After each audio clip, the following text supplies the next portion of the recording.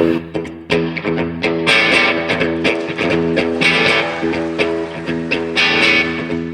1649, to St George's Hill, a ragged band they called the Diggers came to show the people's will. They defied the landlords, they defied the laws. They were the dispossessed, reclaiming what was theirs. We come in peace, they said, to dig and sow. We come to work the lands in common and to make the waste ground grow. This earth divided we will make whole, so it shall be a common treasury for all, and a sin of property.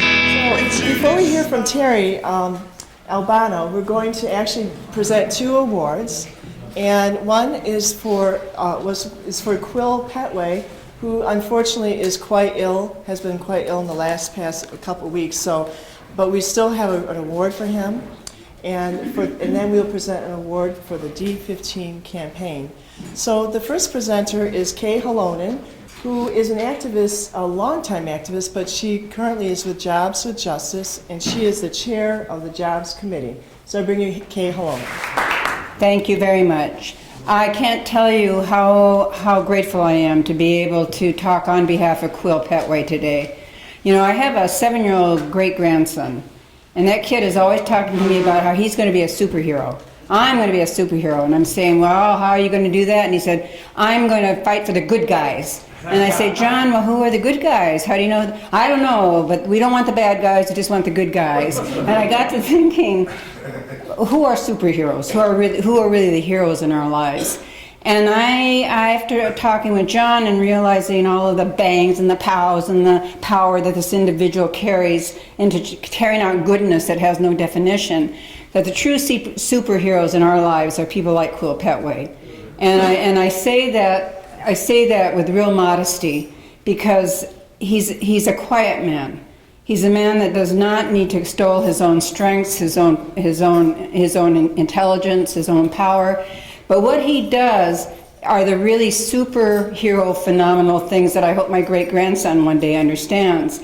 Number one, what Quill does beautifully is to understand that superheroes, if you're for real, you have a side.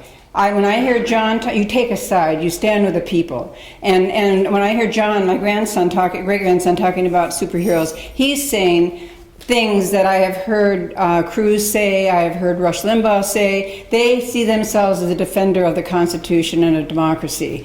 And I realize that for little kids who are looking at how do I be a brave person, the values that go into that only come later. And the values that Quill brings to our lives is that he is always on the side of the people. He is always on the side of the extension of democracy. He is always on the side of an inclusive democracy that welcomes all to work together. I appreciate the fact that superheroes, true heroes, take sides. And we take sides with the majority, not with the greedy minority. The second thing that Quill always has done very, very well is that he knows that leading means creating leaders too. And that he's a teacher, he's an instructor, and he's a man of great principle. And one of the things that I found really amazing one day is that my husband Sam and I had went with Quill and his daughter to the Rouge Tour. You know, I don't know if anybody's been on that. And there's a little boy there, he's probably about, I don't know, 6 years old, 7 years old, and his mother taking him out of school so he could see how a factory works.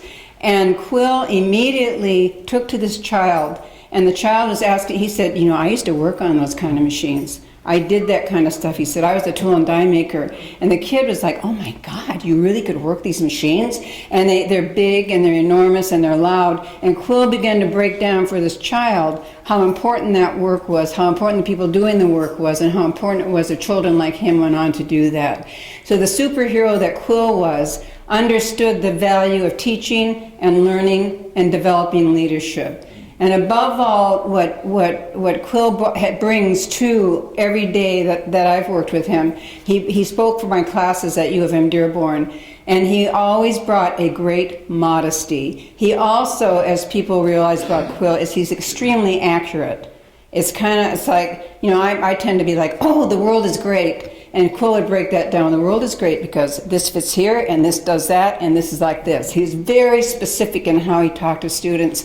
And he and Dave Moore, for those of you who remember Dave, were a wonderfully dynamic duo. Dave Moore was raising his fist and saying, you've got to pick up the torch, young people. You've got to pick up the torch. And Quill was over there saying, and this is how you do it. You can organize this, you can organize that, you can do it this kind of way. It was a team that we all need. It was a team that believes in people, believes in tomorrows, and Quill Petway, to my way of thinking, is a superhero I want to present to my great-grandson as a model. So for that reason, we are presenting this award, and now I have to read with my glasses.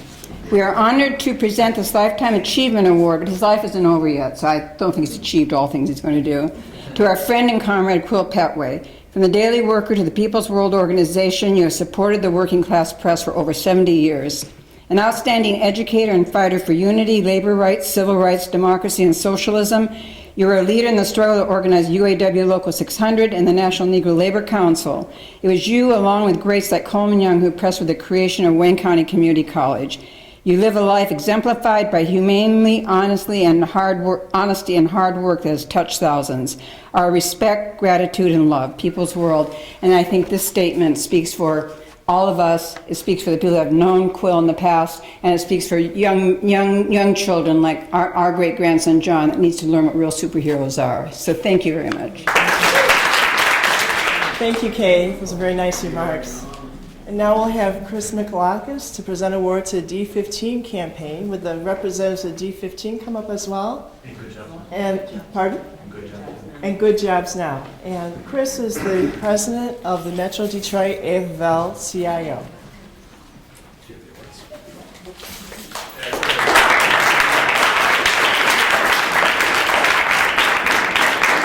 Thank you.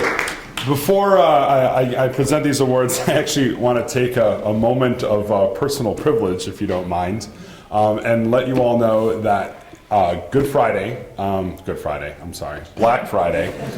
difference. Yeah, it's gonna. Thank you. On Black Friday, I'm Greek Orthodox too, so Good Friday is kind of a big deal to us. That's why it's in my head. But on Black Friday, and I used to work retail, and Black Friday I don't want to ever think about again. We're going to have a rally outside of the Sterling Heights Walmart. It's going to be on 4475 Mound Road. I got a couple flyers in the back for those of you that don't have smartphones handy and need something hard to take with you. We're going to start at, what's the flyer say, 11 o'clock? Noon. Thank you. Noon to 1. We've actually had requests from workers inside of that Walmart store who are planning on striking that day, ask us for their help, and so we want to rally in support of them and encourage them to keep up their fights and keep up their struggles and let them know that there's people in the community that care about them. So if you can make it, I have a few flyers. I don't have many. If there's a copy machine around, you can make some more, feel free. But I would encourage you all to come and join us for that. It's going to be a great action. And we've had a lot of help from the organizations we're awarding today. But again, before I continue, one other thing I want to do too is I want to thank Swords Into Plowshares for hosting us today. I love coming to this venue. You guys do a lot of great work here. And I also want to thank Laura Dewey for coming in and speaking to us today. Terry Albano. I'm sorry. I'm just the MC. Terry Albano. I'm sorry, Terry. Thank you for coming in and speaking to us. No worries. I'm in trouble now. And I know a lot of people are looking forward to what you have to say. And without further ado, I want to talk a little bit about Good Jobs Now and the D15 campaign. If you guys have been to any rallies or been to anywhere where there's been worker injustice lately, you've seen Good Jobs Now there. I recognize a lot of faces from Good Jobs Now just because we've shared a lot of picket lines together and through the heat of the summer and the cold of the winter. I know when the Good Jobs Now bus shows up, we got a lot of friendly support and a lot of positive, energetic protesters that want and care for the things that I want and care for. You know, good wages, good jobs, benefits, and dignity at the workplace. And in no industry is this more prevalent than the fast food industry. The D15 campaign has really introduced a lot of us in the labor movement to the most courageous people. I mean, people that are risking everything to walk off their jobs and join our protests and our strikes. And Vaz, can I announce the next date?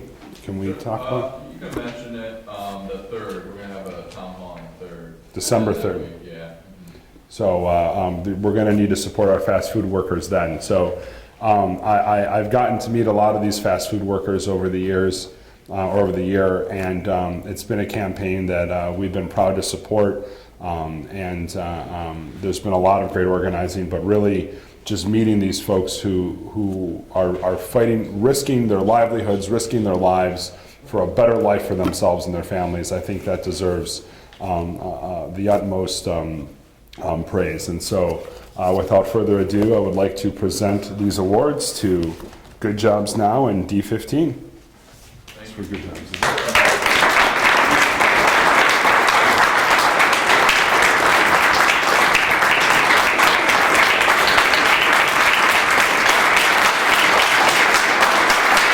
Chris, and thank you for your struggle. If people want to support the D15 campaign, they can go online and check out their website and find out more about the December 3rd meeting. I hope that's posted on there. So if you want to get connected and get on their mailing list, check out their website. Before I introduce Terry, I just want to talk a minute about the fact that that 5 cities in Michigan are under emergency financial managers. I just want to give a little bit of background before I bring her up. As I think most of you know, we have 5 cities under emergency financial management. We got Detroit, Ecorse, Flint, Benton Harbor, Pontiac, and Allen Park.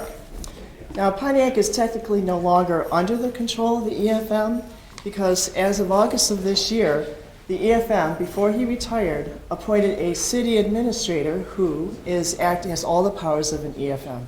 So that's why I included Pontiac in the list. Most of us are aware that, unfortunately, most of the cities under emergency managers are predominantly African American. So although African Americans make up 14% of Michigan's population, 50% of them are living under EM rule right now. But what is less known is that there are several cities, towns, and school districts that are exactly in the same bad financial shape as the cities under EFMs. The Detroit NAACP pointed this out in their lawsuit that they filed in May of this year, which challenged the EFM law. They pointed out that the Michigan Department of Treasury actually keeps a list. They study the fiscal health of the cities, and they across Michigan, and they assign them fiscal health scores. And the NAACP was lucky to find this information because it was not publicly known. And so they give scores ranging from 0 to 10, with 0 being the best and 10 being the worst. So for example, in Oakland County, you've got Hazel Park, Pleasant Ridge, Troy, and Pontiac all have the same scores of 6. 6 means they're on the so-called watch list. But only Pontiac was chosen to have an emergency manager. Only Pontiac has a majority of 52% African American population. The other cities are predominantly white. So it's clear that it doesn't matter what the composition, but that we have a problem with the EFM focusing in a racial manner in this state. However, all across the country, you have cities and counties and towns and school districts that, regardless whether they're white or black or any other ethnic background, they are in deep trouble, as much financial trouble as Detroit.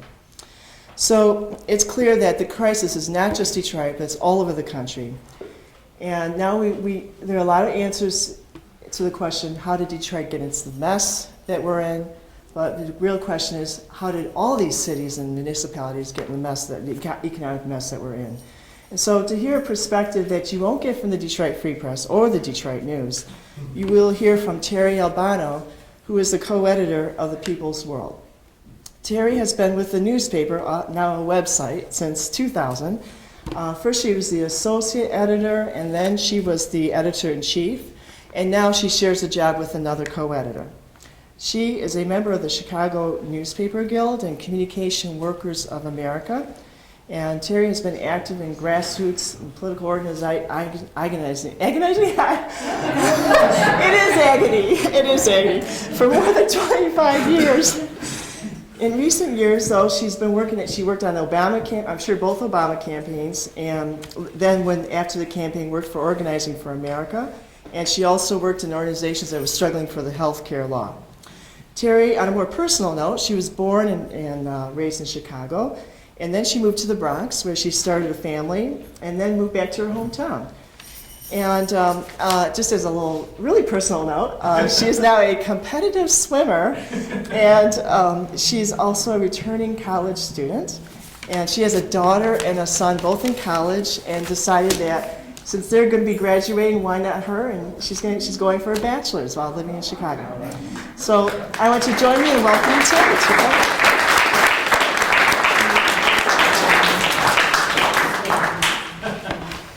Thank you. And not only that, my son will beat me in terms of graduating before me. And believe you me, the student loan debt, it's a big deal, very personal in our family. Anyway, thank you for that introduction. I'm so happy to be here, to be on the same program that honors a giant like Quill Petway. I wish he could have been here. I'm sure we all send him good wishes. A tool and die maker who really, in his struggles to become a tool and die maker, broke ground for me. I was a tool and die maker in Chicago, apprentice. I never reached that level of expertise, but that broke ground for me. A scholar, a fearless fighter for racial equality and dignity for all working people. And of course, I'm so honored to be with leading activists from the D15 and Good Jobs Now campaign. You are setting this country on fire with your righteous fight for dignity and livable $15 an hour wage. And it's a great honor. And to be here at Swords Into Plowshares in this gallery and space and Center for Social Justice Movements. I love this exhibit, picturing poetry, art and music, really our food for soul and mind, and we have to have that. It's part of the movement. And I'll be visiting that gift shop after the program. As Laura mentioned, I'm the co-editor of a daily news website, peoplesworld.org, and I have 3 other co-editors, and that's because it's hard work to put out a daily news website, and we do it with a lot of volunteer writers. None of us are really professional journalists, and so we do a lot of, on-the-job training, on the volunteer job training. So if you're interested in doing any of that, please see me after the program. We cover stories of, for, and by the 99%. And we've had regular coverage of the fight for dignity and higher wages of low-wage workers in retail and the fast food and restaurant industries. But it never ceases to amaze me how outrageous these billion-dollar corporations are. And take the latest advice from McDonald's. Did you hear what they just put up on the McResources line? It's some health and financial advice for their employees. So number 1 is go on at least 2 vacations a year.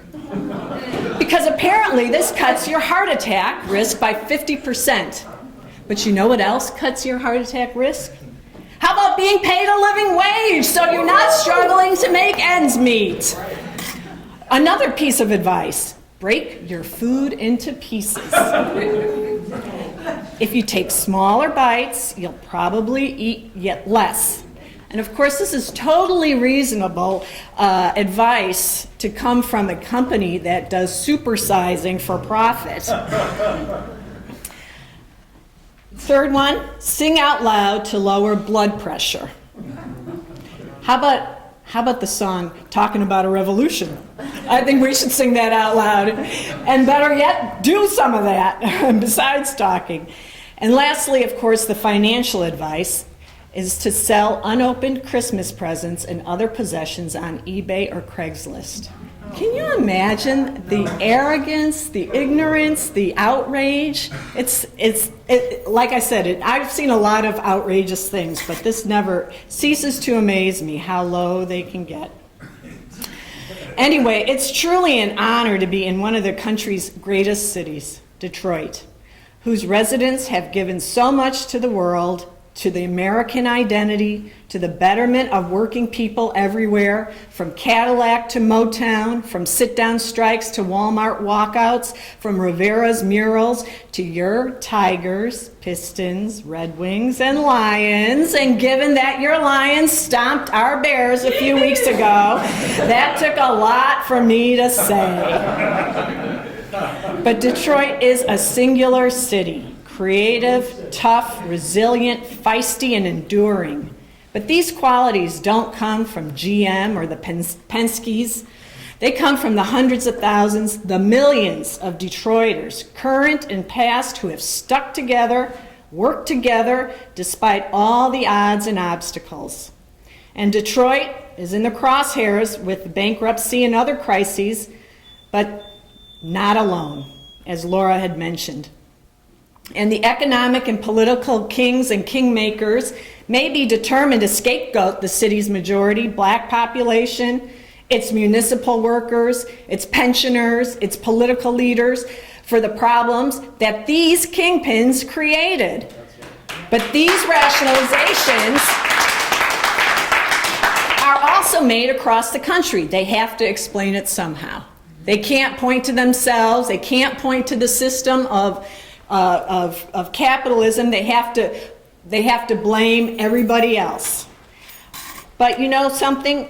These crises are system-wide, and they have many different angles to them. Recently, an Economic Policy Institute released a report that these attacks on ordinary people, workers' rights, and living standards are happening in a concerted way. I'm sure this is not news to you, but state by state, funded by reactionary billionaires like the Koch brothers, who enable state lawmakers to pass right-to-work legislation, roll back environmental protections, voting rights, and even child labor laws.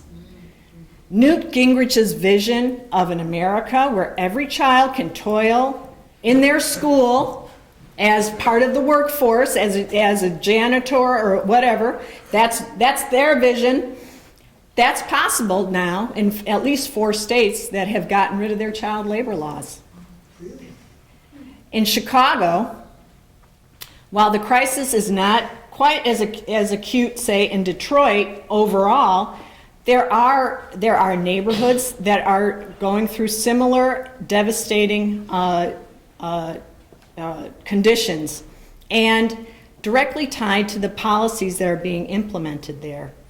Rahm Emanuel is continuing what began under the previous mayor, Richard Daley, and that is turning over public resources to private for-profit corporations, implementing devastating cuts to the workforce and programs, and remaking really the city in the interests of downtown real estate developers, the Chicago Mercantile Exchange, and to the detriment of the neighborhoods, destroying public housing. There's school closings, job loss, foreclosures. All of this has also resulted in a big loss of population in Chicago, particularly of African American and working class people.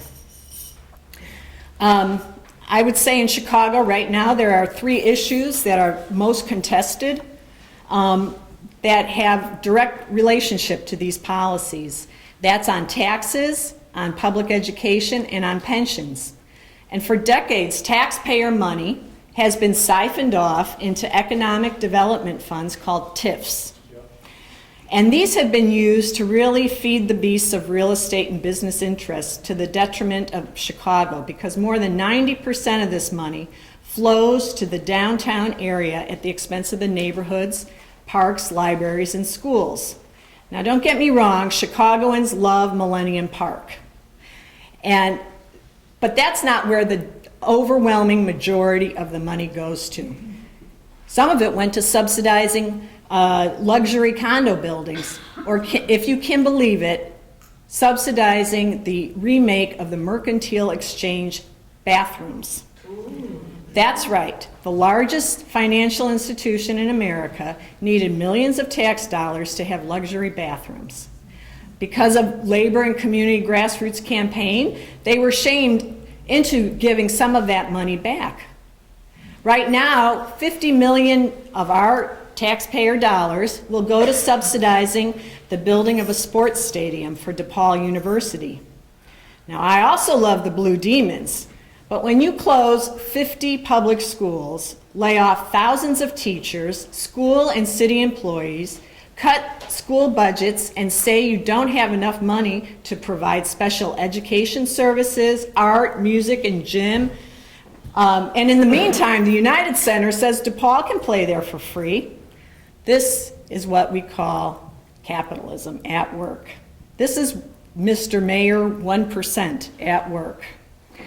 The 50 school closings that have affected the majority of Latino and African American families, teachers, staff, and students have thrown lives into chaos. Stressed families with safety issues around gun and gang violence, created more job loss, quality of life. 50 school closings. It's the largest school closings in the history of the country. What kind of stability does that provide for our kids? This is capitalism in all its glory. And simply put, under this system, profits trump people. Profits trump the planet. Of course, like I mentioned, they have to rationalize all this. So first, the school closings were about underutilization, the loss in population, etc. Then it was about budget savings and investing the rest of the money into the other schools. And then when the school budgets came out and schools were losing literally millions of dollars from their budgets. The school where my daughter graduated from lost $1 million from its budget. It was cut just like that. So this happened, so it couldn't have been budget savings because the rest of an investment into the rest of the schools because they got their budget cuts. So then they had to shift it over to, they're low performing schools and, that whole, the kids aren't performing well on these standardized tests, filling in the little bubbles, yada, yada, yada. The one thing that is never talked about, although the teachers union president, Randy Weingarten, recently did talk about it and called it the elephant in the room, and that is poverty. The issue of poverty and ability of teachers and schools to be able to deal with the myriad of issues that kids who are in poverty come with. It's never talked about in terms of any kind of realistic education reform plan. In Chicago, 1 in 3 children live in poverty. And of course, part of that education reform has to be lowering class sizes. And just think about if you lower class sizes to say 15 and you hire more teachers, you have more schools. Think of the job creation program too that would also create. It would just, what a world that would be. And it's the thing is we could do it. We have the wealth in this country. We could do it. But where is that wealth right now? There's a bank robber named Willie Sutton, and once he was asked why he robs banks, and he said, because that's where the money is. The Department of Justice just settled with J.P. Morgan for $13 billion over their role in the subprime in the mortgage schemes. They've also settled for $10 billion here, some other bank, and $20 billion there, some other bank, and pretty soon all those billions add up to real money. And that's where we have to go, where Willie Sutton said. And this is where this contesting over taxes also can come in. That's happening in Illinois, and I think it happens nationally, because through both taxes, a progressive tax system, and actually getting corporations to pay taxes in the first place is one way to be able to invest and redistribute the wealth that this country has made by its working people into socially useful investment. So progressive tax reform and higher wages. The best anti-poverty program is a union. And so this, these are areas that are also being contested out in Chicago and elsewhere in the country. For example, the community and labor organizations are fighting for a progressive tax law in Illinois, and also a financial transaction tax called a Robin Hood tax, where small, little, tiny percentage of every time somebody makes a financial, but it's not just the mom and pop maybe investor in the stock market that is going to get dinged on this. It's the big financial brokers, and that's where the money is. So it's called the Robin Hood tax, appropriately named, and this is also being fought out in Illinois. But it's also an international demand.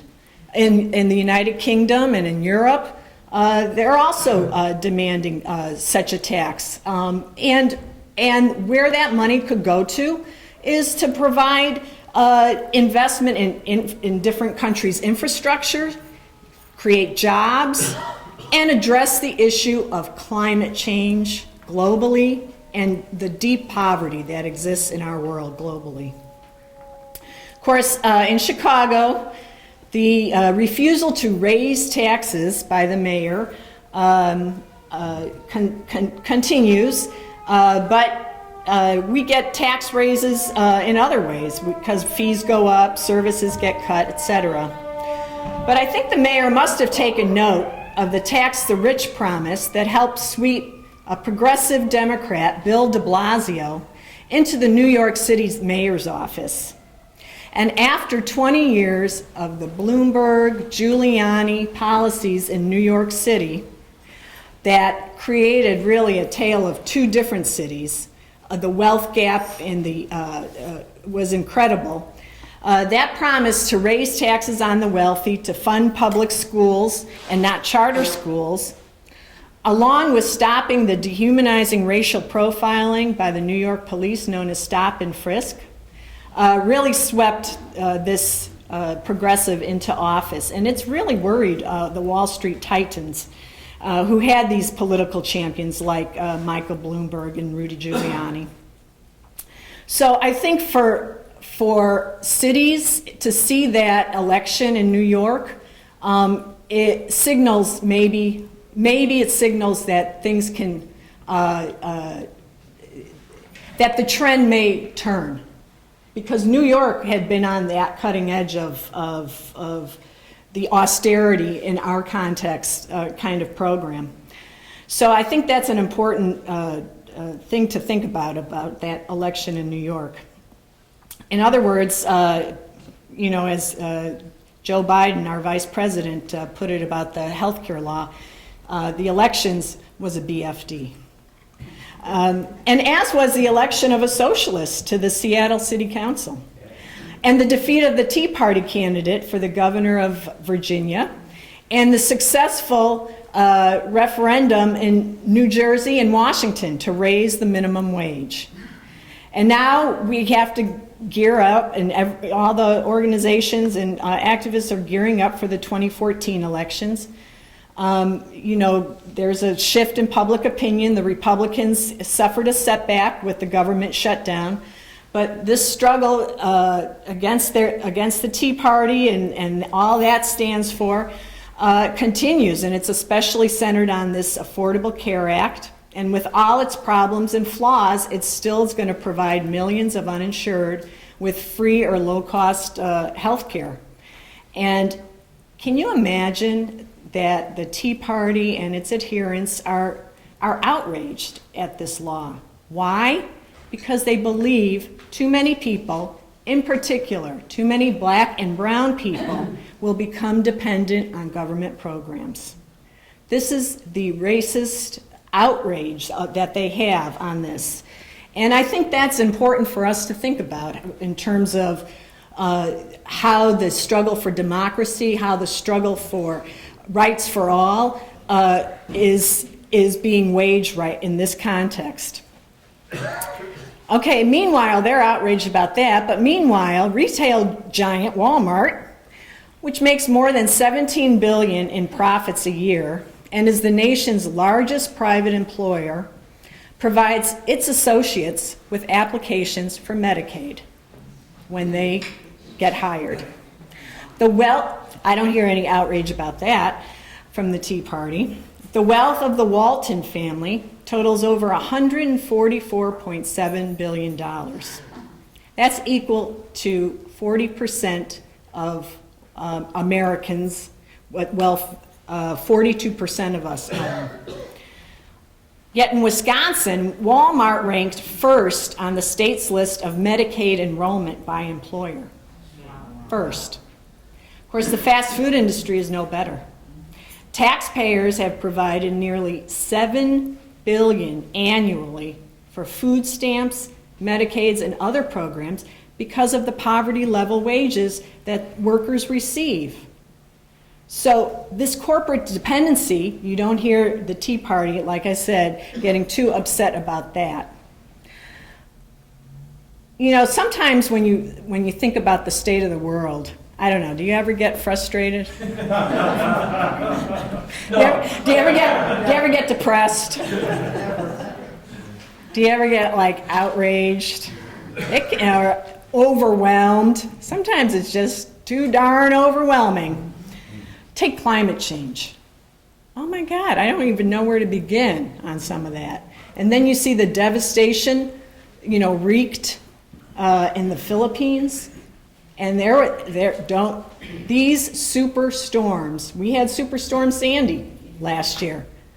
Now this typhoon, it's just the beginning.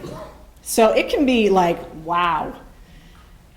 And so, putting this speech together, I started thinking about the movie 12 Years a Slave. Did anybody see that movie? You saw it? Boy, that was a tough movie to watch, I have to say. I loved it. I thought it was incredible. And I really wanted to get people to see that movie. But, like I said, it was a tough movie to watch because it was brutally honest about the slave system that denigrated all of humanity. So how do you get somebody to watch that movie, or if they have a choice to watch that, or Gravity, where you can kind of like escape into. And, what got me kind of through that movie was the knowledge that there was a movement going on at that time in U.S. history of starting with the slave people themselves, of black and white, men and women, who were demanding the immediate abolition of slavery and for the institution of equal rights. That's what got me through that movie. And that's what can get us through these challenges in our time. Realizing that there is movements out there. We are a part of these movements. And they will grow. And we have a role in growing them. And knowing all of this helps me muscle through not only a movie, but also present day reality. Knowing that working people, a year ago, there was the Black Friday protests at Walmart. And there had started to become this, you could tell that the workers themselves in these areas were starting to come out and demand for themselves dignity on the job and a voice on the job, etc. It reminded me also of when the immigrant communities in 2006 came out in these mega marches, and the young people, the dreamers, the undocumented young people came out and said, we're undocumented and unafraid, and started, these movements of people coming out, working people themselves of all races, nationalities, speaking all languages, ages, gender, abilities, believers or non-believers, straight or gay, immigrant, non-immigrant, union and non-union. People are coming out demanding for themselves. This gives us hope. This gives me hope. And I think what's happening in the U.S. Labor movement and the big, broad civil rights movements in our country in terms of embracing each other's causes and tenaciously keeping their eyes on the prize of economic justice and equality for all, this gives hope.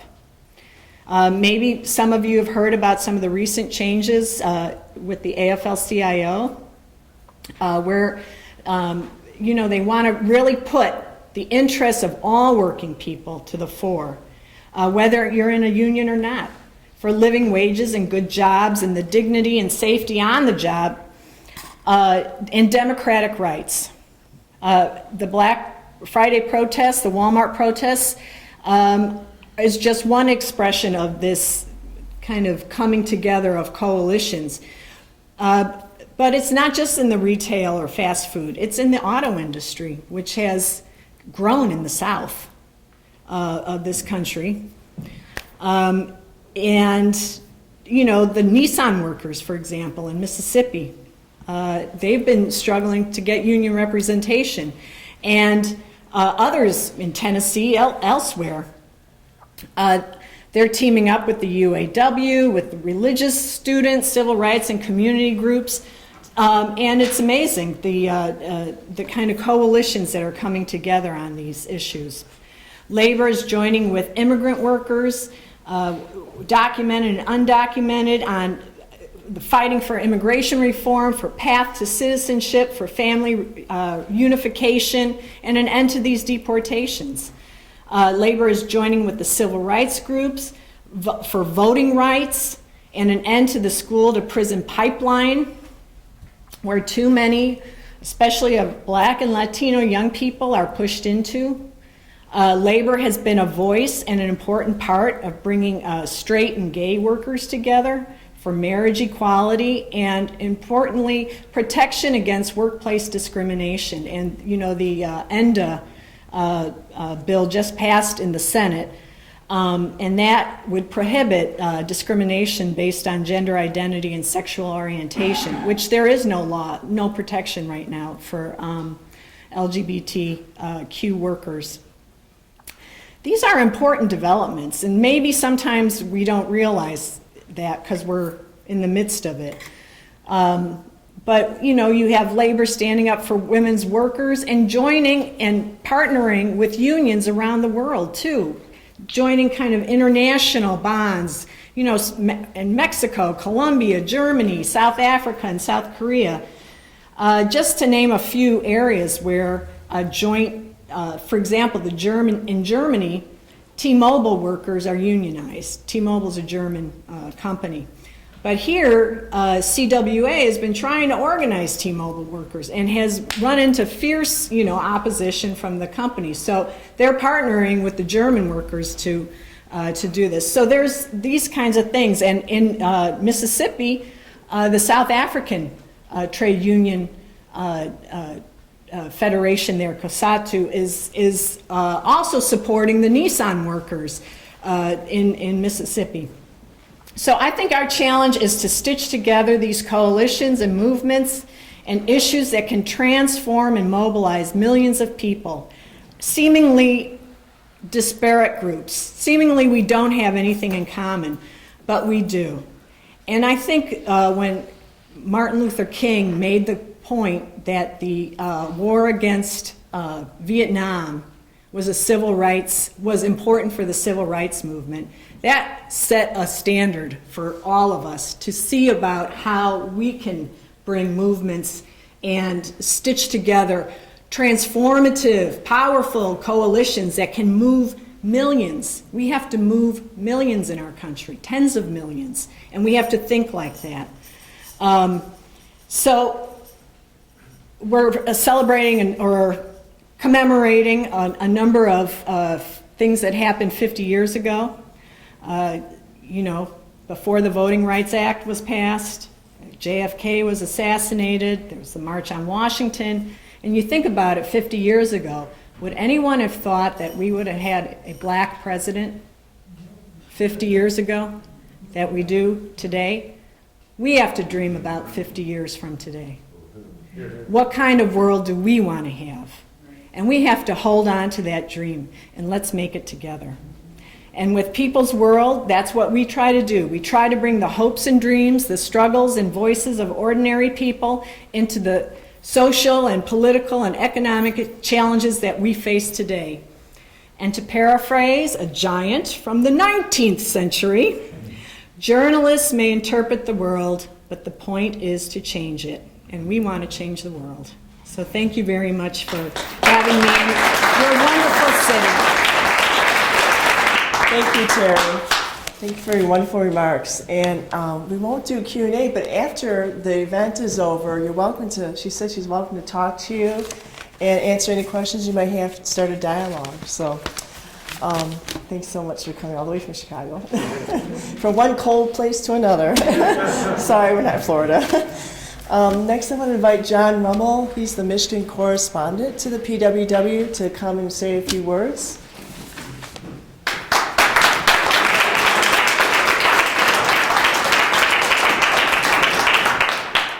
Well, that is a really tough act to follow. That was another round of applause for Terry. But one thing that might make it a little easier is that I am the Michigan correspondent for the People's World. There are a number of other people here who write regularly for the paper, and it's something near and dear to my heart, and I do enjoy talking about it. And, this is a tough time for most newspapers in the country. They're cutting back coverage, they're laying off, a really difficult time. But for peoplesworld.org, it's not an exaggeration to say that we are surging. We now have over 40,000 Facebook shares. Our labor editor was just elected the vice president of the Labor Journal. International Labor Communications Association. International Labor Communications Association, and that was a convention that took place just prior to the AFL-CIO convention in Los Angeles, so it was kind of part of the whole thing. So that's a big thing. And I always tell people that we have the best labor news. At the AFL-CIO convention, Terry referred to it. We saw it as a groundbreaking convention. We had, I think, 6 reporters at that convention, and they wrote 20-plus articles. And if you didn't read the People's World, I don't think you would know that the new vice president of the National AFL-CIO came here as a political refugee from Ethiopia. You kind of think about the changes taking place in labor, and you think that, realize that. That's quite a thing. And Terry referred to it, but our articles, I think, give people hope. That through the unity of labor and its many allies, and the environmental movement, and the peace movement, and the civil rights movement, that we can win. And that's what it takes, those millions coming together to win a $15 minimum wage, to win a peace economy, to stop racist violence, to beat Walmart. You have to have that confidence and unity to move forward. And you're jumping the gun there. I was going to say just pass the basket. That's okay. But the one thing we do struggle in at the paper is fundraising.